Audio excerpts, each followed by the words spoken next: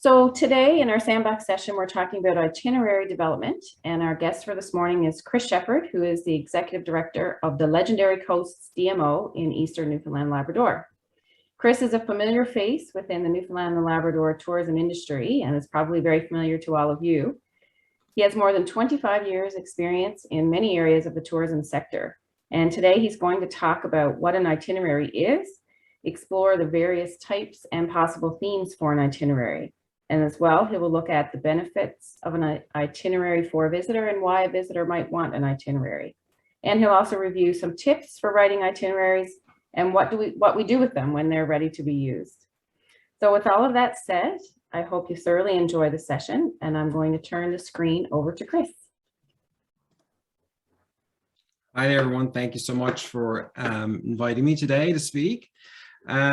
So yeah, I'm really excited to be here. I spoke at a sandbox series over the I think in the fall, and it was great. Or last fall, and it was great. So I'm excited to do it again today. So today we're going to talk about itinerary development, and this is an overview of a workshop that I delivered for some of our members in the Eastern region to work on itineraries for the regions. And so we workshopped a bunch of this stuff, and then at the end of it, we developed itineraries that they now use. So when we're done here today, I'll show you some of those as well to see what we can get from doing these types of workshops. Okay, so first off, we'll talk about what is an itinerary. So an itinerary is essentially a plan with a sequence of visits scheduled to a number of points of interest with suggested timing during a limited trip duration. It is a schedule of events relating to planned travel, generally including destinations or locations to be visited at specified times and means of transportation to move between those destinations. So itineraries have different purposes depending on who they're written for. So for example, a business itinerary for a business traveler might include information about their meetings and their events, or include contacts who they'll be talking to while they're at the location. And there might be some leisure travel. Alternatively, for a specific leisure traveler, someone's on vacation, your itinerary would predominantly include key points of interest around a destination, probably, their means of transportation, what are some of the things they want to see and do, or visitor needs while they're on the ground. So traditionally, itineraries were developed by travel agents who, designed these and then sold them or convinced tourists to go, or visitors to use these itineraries to travel around a destination. Travel agents provided a list of pre-planned travel itineraries to their travelers, and then they tend to pick the one that they were most interested in, and then they would do those things. Since, the invent of this, I guess, the internet has become much more of a source for travelers in terms of planning their vacations and what they want to do, including online mapping and online trip planners. So it's much easier for an individual traveler to create their own itineraries. However, we know from the research that we've done is that travelers don't necessarily want to do that work themselves. They enjoy the browsing and looking around online, but when it comes down to it, they want to be able to, kind of pick one off the shelf, and that's the one they're going to use.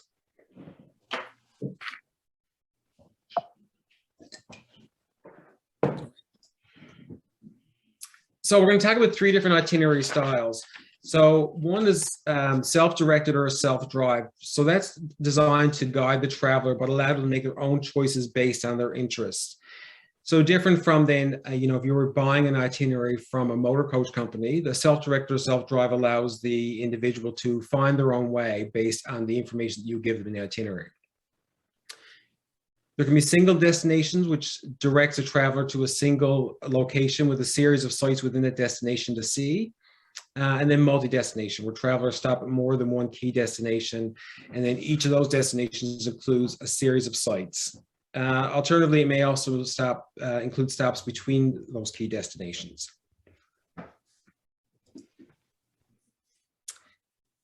So one of the things that we know based on, again, the research that's been done is that, like any great experience, it works best with a theme. And so itineraries are no different than that. So when you're going to design or build your itineraries, you want to try to build them around a specific theme versus just a randomized list of things to do.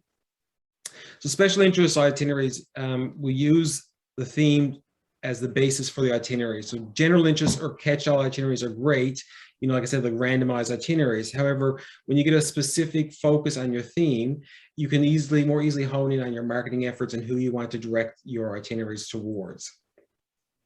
So here's some themed itinerary ideas for themed itineraries. So we look at a signature itinerary, which we, you know, some of the must-see or iconic things to do or places to see within your destination. Family-themed itineraries, which are often common around faith-based types of travel. So you want to make sure you include family-friendly activities, family-centric attractions, as well as make sure that, you know, any food and beverage along the way is family-friendly as well. Youth or student groups, such as sports groups, are, you know, a great addition to any destination when you bring in large groups. But oftentimes I find we don't tend to capitalize on the opportunity that could be there with these large sporting groups of kids. So if your destination does host a lot of youth groups, having a ready-to-go set of itineraries that could be distributed to the teams could help increase the length of stay for some of the people on the teams, and as well increase the length of spend. If nothing else, the worst case scenario by distributing itineraries is that you've done some marketing to them and maybe it'll convince them or their families to return to your destination. So I would think that, you know, those types of sporting groups are often a missed opportunity for us to do some marketing and hopefully get some of these people to come back. Couples and friends style itineraries, again, very popular. You know, you can get the couples weekend away, you know, the girls or guys trip getaways, or really any kind of group of friends. You want to make sure when you're developing these types of itineraries that things on them are specific to those groups. So you want to offer a good variety of local restaurants, cultural attractions, wineries and breweries, and anything that would really attract those types of people and give them things to do over the course of that itinerary. Cultural attractions itineraries are great if you are in a destination that has a lot of museums, theaters, or performance venues. Creating cultural itineraries can work really, really well for your itinerary as well.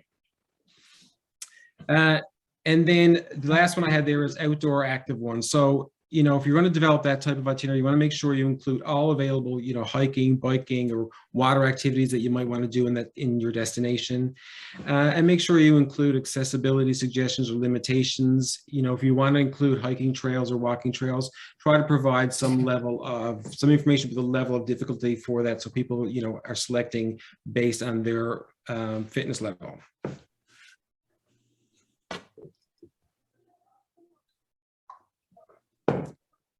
So I also want to clarify the difference between an itinerary versus a package, because I find a lot of times people tend to use the words interchangeably. So a package is a combination of 2 or more products presented in a single sale.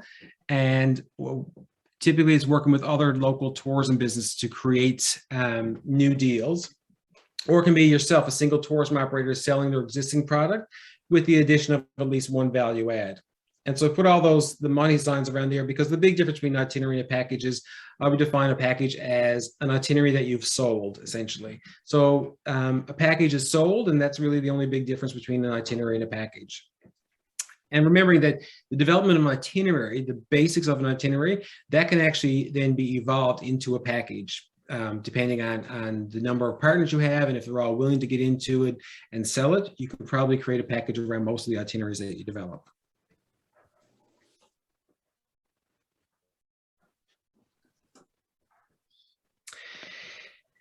So there are 3 main types of itineraries. We're going to talk about hub and spoke, loop itinerary, and OpenJaw. The type you choose depends on the number of factors, including your starting and ending points, if there will be overnight stays, proximity of stops, and geographic locations of the destination.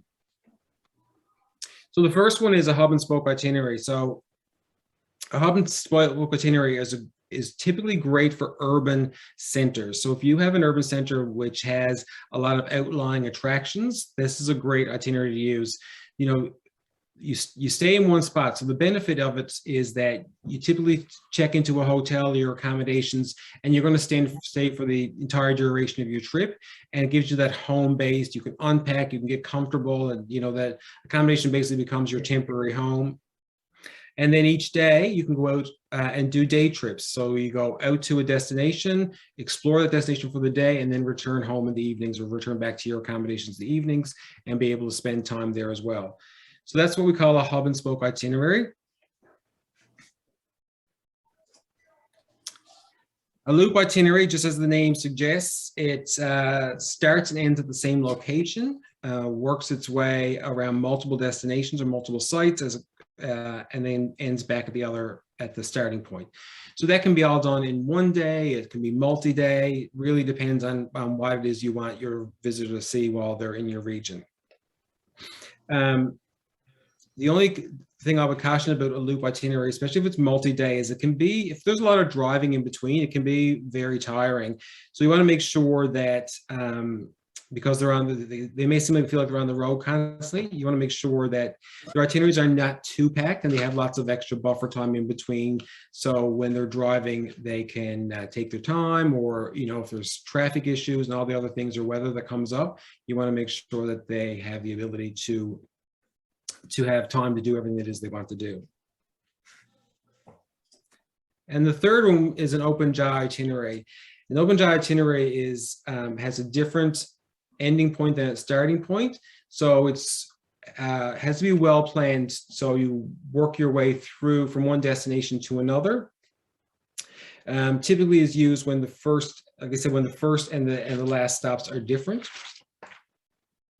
And it's great for if you're working your way across a long distance where you don't want to have to double back or come back or drive back over the same route you just came from.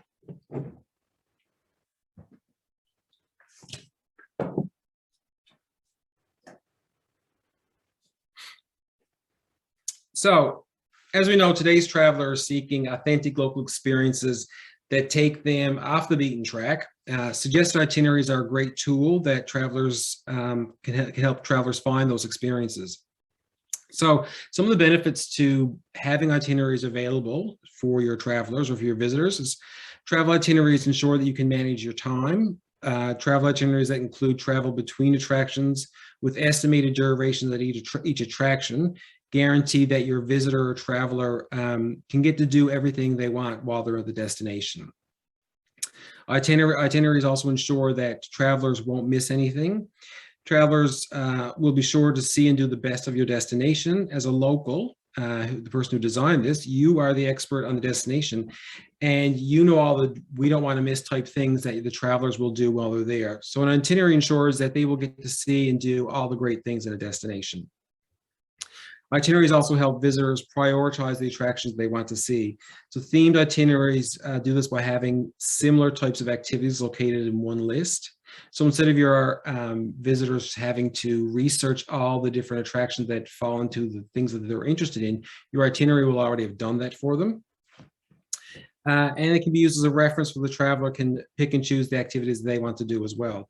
So even if they don't follow the itinerary exactly, if your itinerary is themed around cultural attractions, for example, at least that's a list of all the cultural attractions or the best cultural attractions that you recommend for them to see.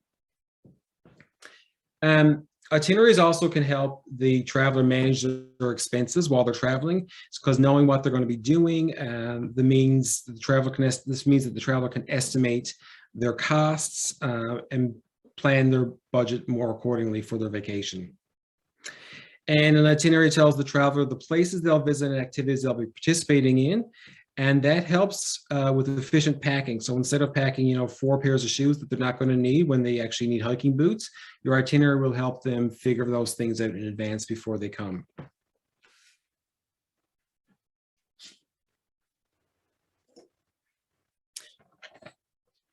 So you want to make sure when you're writing an itinerary is that you consider some of the touch points along the visitor journey. So this slide is actually part of the Newfoundland and Labrador Provincial Product Development vision document.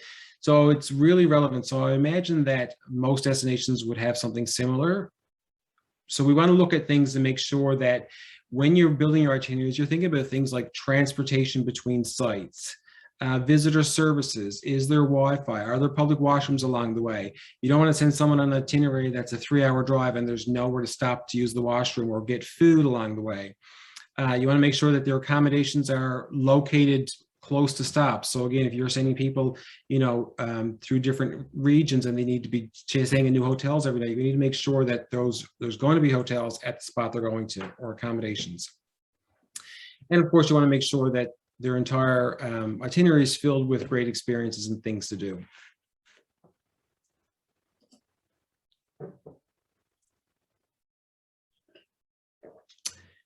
So when you get ready to start writing your itinerary, there's some things you should, some questions you should ask before you start that. So number one being, who is your target audience? So your audience will dictate the length, type, and intensity of the experience. For example, if you're targeting families with young children, activities should be shorter than they would be for an active couple in their 20s, for example. The key thing forms the backbone of your experience, and all other activities should complement this. It could be anything from a hike along a trail to a local festival. Sorry, so that was the second one, is what is the key thing or the trip motivator, why they should do this. So that's the thing that's going to be the sort of the backbone of your itinerary, and that's the main reason they're going to come and what's going to drive them to come to the destination and use this itinerary. Then what is the theme of your itinerary? So the themes we just looked at are some great examples of themes you could use to frame your itinerary. And then you want to look at how long the itinerary will take. So you want to be able to share that information with the visitor. So that should be on your itinerary. So you want to make sure you can tell them, is it a 3-hour, a 1-day, 2 to 3 day, because you don't want to be marketing a 2-day itinerary without it being marked out and someone is coming for the day and they can't have time to do all the things. You want to make sure you know how long your itinerary is going to be and it's clear in the itinerary up front. Where are they going to go? So the itinerary needs to be very clear as to the destinations, the locations, the sites that you're going to visit while you're there. You also want to make sure you say why they need to go now. So what is the reason you want them to come, or they should come to your destination now and use this itinerary? That should be clear in your itinerary as well. Guidelines around itinerary development. So you want to try to anchor your last stop of your itinerary with a dramatic destination, attraction, or event. So when they come to their last location, that should be like the big wow factor, because most people are going to remember the last thing they did. So you want to be the real driver that's going to be like, wow, we did this amazing thing, and that's what they're going to remember and take away. And that's the thing they're going to tell their friends about, and really you have that word of mouth advertising for your destination. You want to choose interesting and efficient routes. The last thing you want to do is send someone down, again, a 2 or 3 hour drive with nothingness all around them. You want to make sure that there's interesting things to do, but you also want to make sure that route is efficient as well, so that it's the quickest way to get there, but it's also the most interesting way. So you're going to find that balance between the two. And remembering that, long distance driving, you want to make sure that you have a lot for stops along the way for, again, washrooms, if there's lack of cell service, you want to make sure that it stops for Wi-Fi if people need to check on things. Just make sure that people are able to, are not going to be trapped in a car for 3 or 4 hours at a time. Allow plenty of time for rest stops. Again, everybody travels at a different rate, a different speed, and so you want to make sure that there is time for even your slowest travelers, so they can get out and stretch their legs. And you don't want to overburden the itinerary. I think we all get excited at our destinations that we want to highlight everything. We think everything is fantastic and amazing. We want people to see it all. But you also want to make sure that people have time to actually relax, and remembering that people are on their vacation and they want to have that relaxation time. So don't overburden the itinerary, and you want to make sure you give them lots of time at the attractions that you're sending them to, so they can see everything that there is to see. So just want to talk about some of the tools that you can use when building your itineraries. No doubt in each of your destinations, there is visitors guides and maps that you can use to help decide what the attractions are going to be you're going to visit, or the sites you're going to visit. The destination's website is another great tool to find those attractions. So again, remembering when, you know, if you're sending someone down a long drive again, and there might be attraction there you don't know about. So look to your visitor guides, your destination websites.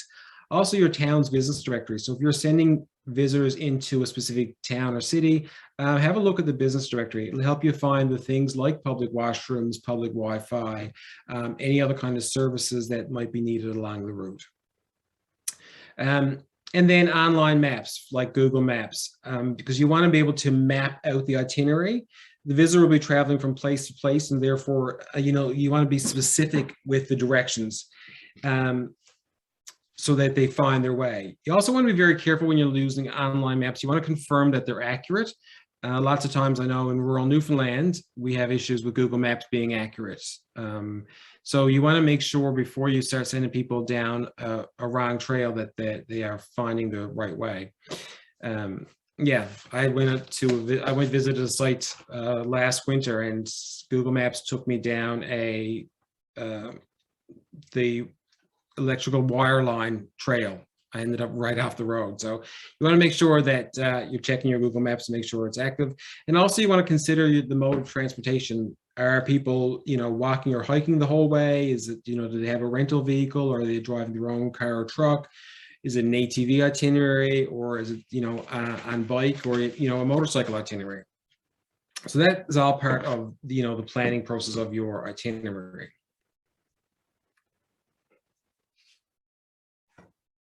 So when the time comes to write your itinerary, you want to make sure you're very specific. So there's an example of that. So being as detailed as possible is helpful for people.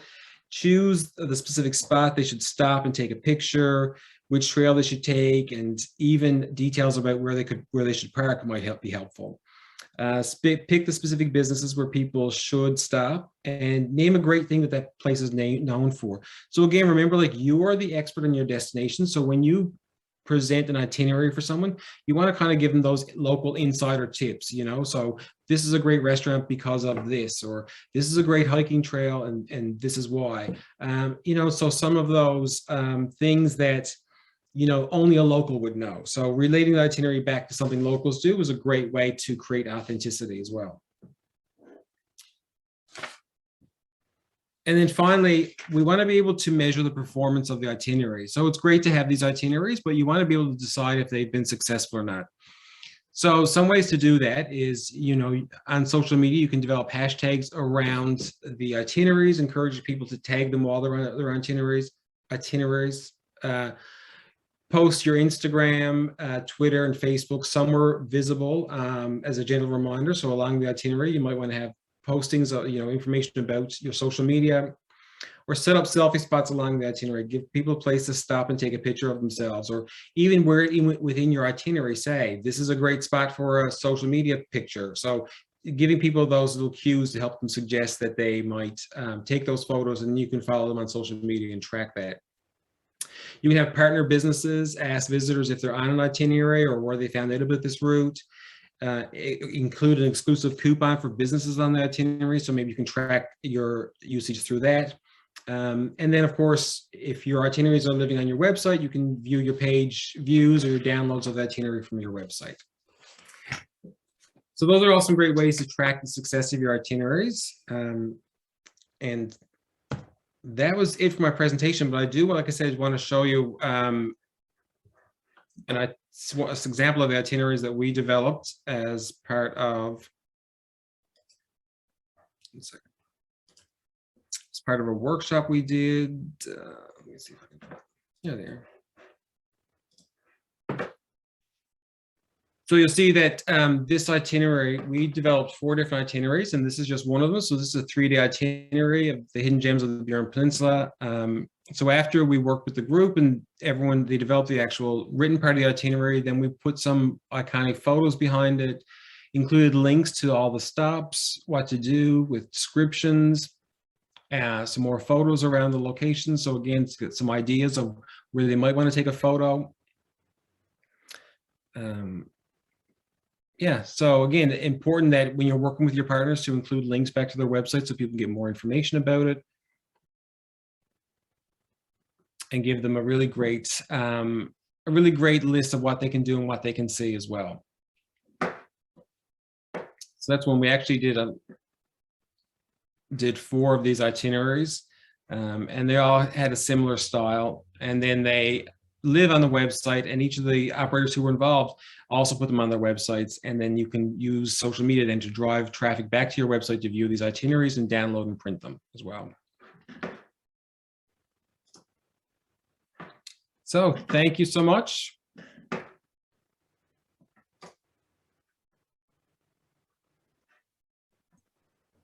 Thank you so much, Chris. It was a great presentation, really thorough, and the examples at the end, I think, really bring it to life with those great images and all those examples.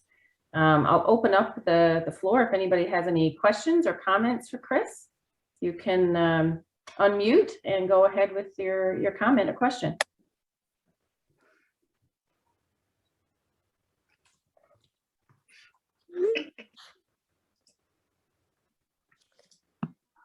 Hey, Chris, this is Brian. So I participated actually in the development of those itineraries. So would you be able to make a comment on how long it took and the process and stuff like that, so the other members can understand the length of the process? Sure.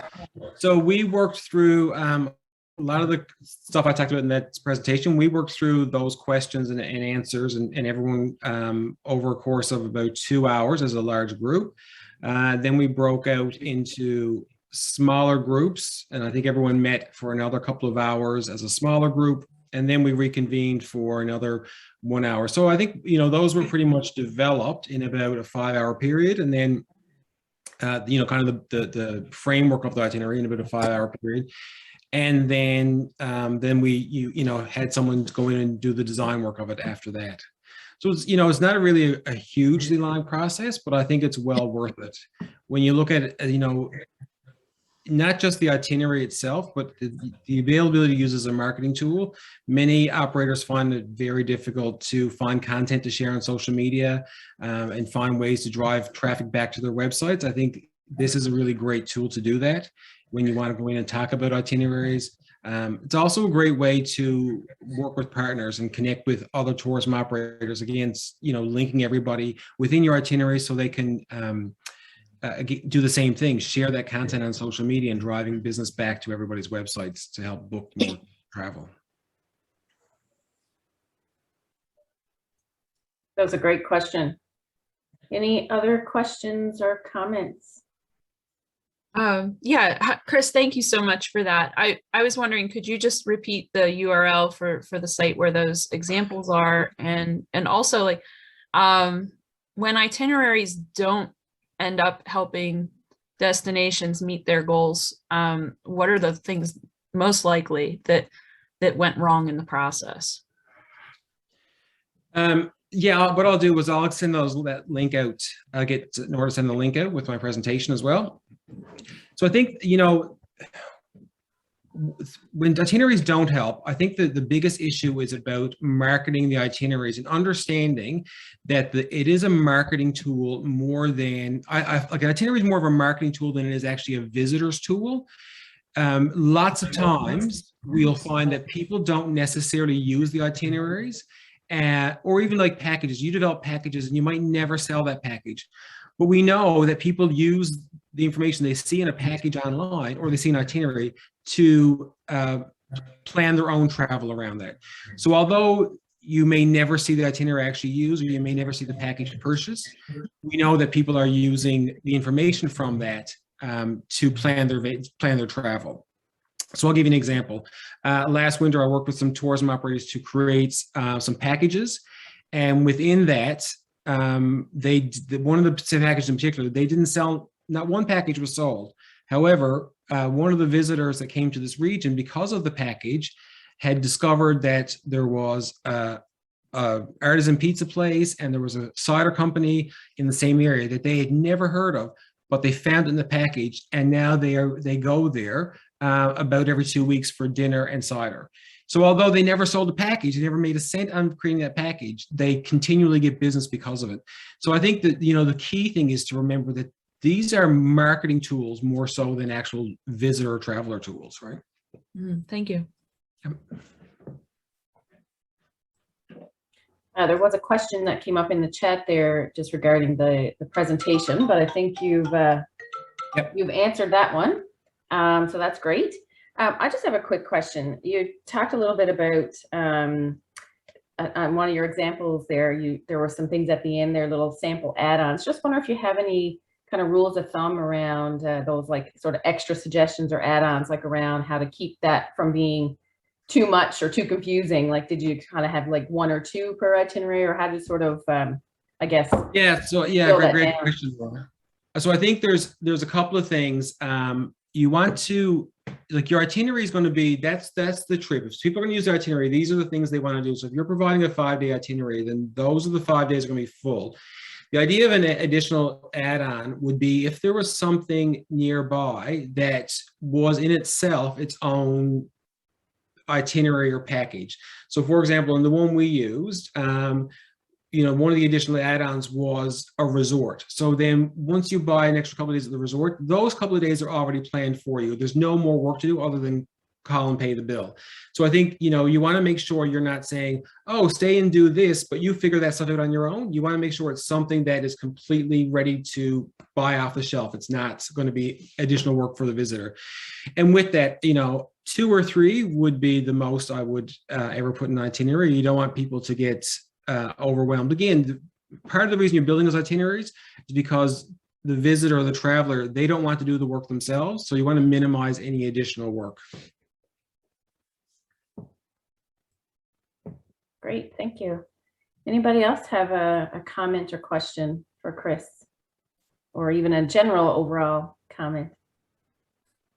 Well, what Chris just mentioned brought up for me was I've heard conflicting advice in the past about packages and whether you make it a deal that somebody can't refuse, or you are doing the work for them, you're offering a special interesting experience and you upcharge. Do you have any thoughts on that? I do. I really strongly believe that when you're creating itineraries and packages, you don't need to discount them. People want to, like, you want to be getting full price for your product because you are providing an additional service of putting it all together. And people are buying it not for the reduced price, they're buying it because of the convenience. Certainly there are tire kickers who are going around looking for the best deal, but those, are those the travelers we really want? We want people who are ready to spend money, and those people are willing to pay extra money to have it ready, again, take it off the shelf and go.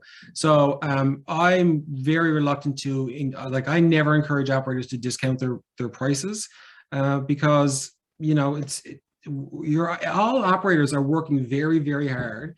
And what they're selling is worth what the price they're charging for it. So again, I struggle with that discount mentality for sure. I have a question. So pre-pandemic travel, we've had lots of experience at and lots of data and so on and so forth. What's your feelings on moving past the pandemic? Now, are we going to be, or as an industry, are we going to be seeing more like smaller group travels of like individuals and couples, or are people going to be looking to travel with smaller groups, or do you think it really matters if people are going to go back to whatever? What's your thoughts on that? Yeah, I think that we are, certainly the research and the data showing us that, and I believe that we're going to see smaller group travel. Smaller groups are what's going to come back first over large group travel. And again, it's a great reason why itineraries right now are so important. With large group travel, people are typically buy into an itinerary, buy a package that's all done for them. Now, because people are reluctant to travel in those large groups, they're going to be looking for the same types of services, i.e. an itinerary, and be able to travel on their own. So more than ever, itineraries, pre-packaged itineraries, suggested itineraries, things to do like that are put together with a plan are going to be more and more important than ever before. Thank you.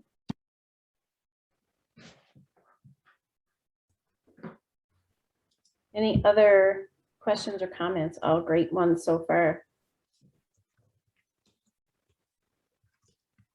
Chris, what kind of feedback did you get? I guess like it's one thing to get together and sort of come up with these ideas, but once they're all packaged, I mean, those images that you showed were so nice looking. Like what sort of feedback have you gotten? I know you said sometimes people might not actually follow the itinerary, but what sorts of feedback were you getting from the operators, but maybe from some visitors as well, in terms of, you know, how helpful they were, or, you know, things they might have changed and whatnot, just feedback that you would have gotten?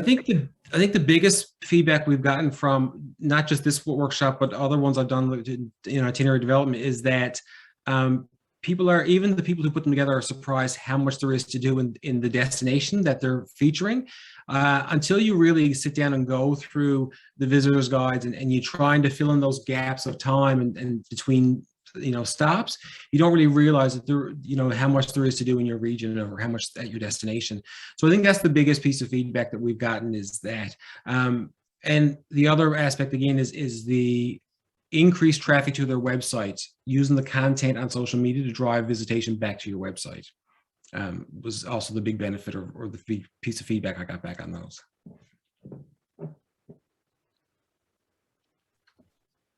And just a kind of a follow-up to that, would you have a suggestion on how often you should revisit them? Like, should it be every couple of years, or? Yeah, I would certainly have especially now, you know, still working our way through COVID and you know, business survival rates are still, you know, fairly, you know, not great. So I would look at them every year briefly to have a quick look to make sure that all the partners that you're using are still there. And then after that, every couple of years to make sure the themes that you're working with are still relevant, for sure. Just a question just popped up in the chat. Do DMOs ever have their hands tied in recommending specific sites? I would say, like, for us, we don't really have that issue. I understand the question, you know, and that, you know, we don't want to, you know, always recommend one operator over another. I think we try to certainly recommend everybody and include everybody in everything we do. But at the end of the day, the role of the DMO is to market the destination. And so, you know, you want to be always, as much as possible, featuring and best of, because the idea is to get people to come here. The more people that come here, the better everybody's going to do. You know, it really is about, you know, high tide raises all boats. So we really want to be focusing on the best of the destination to attract visitors. And again, everybody will benefit from that. And you know, for the most part, people who are connected to the DMO understand that, and that we're, you know, it's not necessarily even best of, but also it's what people want right now. So it is looking at the research and that to say travelers or visitors are looking for this. So let's show them that we have that, and when they come here, they'll do all the other stuff as well. Excellent. I'll do another call for any questions or comments. I just want to make a comment from my experience when Chris and the team came to our region. It was more about allowing the operators to drive the itinerary, and so it was more about Chris and the team facilitating that. And interestingly enough, we separated in 4 groups. And when we came back, we literally had 4 different itineraries. Like, there was, I don't think there was any overlap. Was there, Chris? No. Interesting enough. And so I think probably the key is getting as many operators together in a room, and I think it generates excitement amongst the members themselves because everyone's collaborating and whatnot. So that's a great point. Yeah. Every time I've done this, when we separate everybody out, they always come back with different itineraries. Nobody comes back with the same theme, the same idea. Like, they all look very different, and without any prompting or suggesting, it's just, everybody just, I shouldn't say without any, because we typically break people into groups based on their sector they're in, but, you know, very diverse itineraries for sure.